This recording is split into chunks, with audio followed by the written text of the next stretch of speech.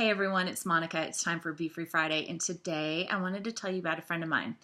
So about a year ago, I met this older gentleman at my gym, and he has a vacation home in the mountains where I live. So whenever he's in town, he would come to the gym. And after several weeks of seeing him, we just started chatting and getting to know each other a little bit. And I learned that he is a New Yorker through and through, has a phenomenal New York accent, which I absolutely think is fabulous. He is a retired police officer. He's like rough around the edges, but has the kindest, sweetest heart. Like, this is the most encouraging person. And I learned that he had been a Boston marathoner and just this amazing life that he has lived. And when I first met him, he had been coming to the gym regularly because he, like I, was on a journey to getting ourselves healthier. In his case, he had, in the last several years, had 2 different bouts of cancer. And so he was in a recovery phase, but was getting stronger, trying to regain his strength, trying to regain his energy, and was just committed to coming every day.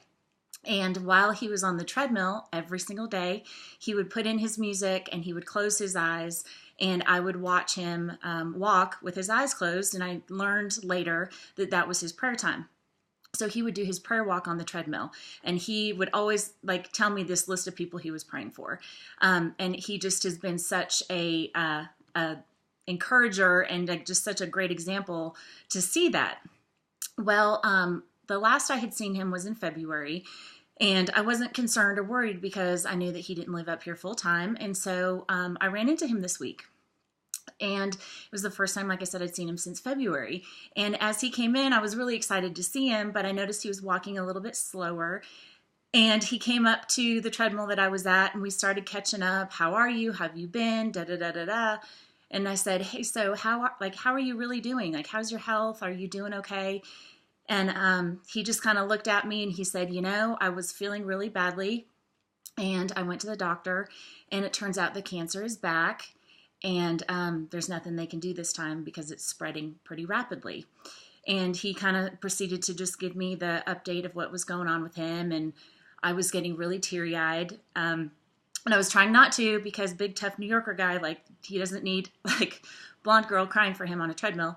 And so I was trying to, force it back. And he kind of stopped and looked at me and he said, "Don't be sad for me." And he said, "I have lived an amazing life, and I have been so blessed. And so don't be sad for me. Don't cry for me." And then he proceeded to put in his headphones and do his little prayer walk on the treadmill. And he was praying for some friends of his who had lost their son to cancer several years ago. He was praying for a neighbor who had lost her husband. And he was praying for everybody but himself. And this Be Free Friday is not about not praying for yourself, because I do believe in praying for yourself. But it is about the fact that this guy who is imminently staring death in the face, and it won't be long, he told me that, he's choosing life every single day.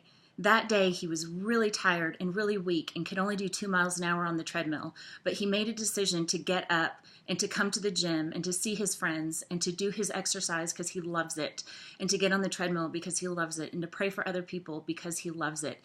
And I was just so convicted as I watched all of this transpire, because I don't know about you, but I have been laid up in the bed over far less important things than facing down my own mortality. I've been under the covers, like blankets up over my head, over hurt feelings and disappointments and bitterness and frustration and, temper tantrums because God didn't give me things that I wanted when I wanted them. And here's this man who's facing his own mortality and is just completely choosing life every single day, getting up out of bed, not having a pity party, doing what he can with what he has, enjoying his life as he has it left. And I just watched that and thought, man, that is the power of Christ's resurrection. In the flesh, that is the power of it. It's not a question of whether we're going to live or die. It's a question of, are you going to live even though you're dying? Every single one of us are dying every day. Every day is a closer step toward our eternity in heaven. But how are you choosing to live your life today? Are you going to feel sorry for yourself? Are you going to feel woe is me about it? Or are you going to stand up and look the devil in the face and say, though he slay me, yet will I praise him, and embody the power of Christ's resurrection so that you can be free and choose life in this day? And so I just wanted that to be an encouragement to everybody.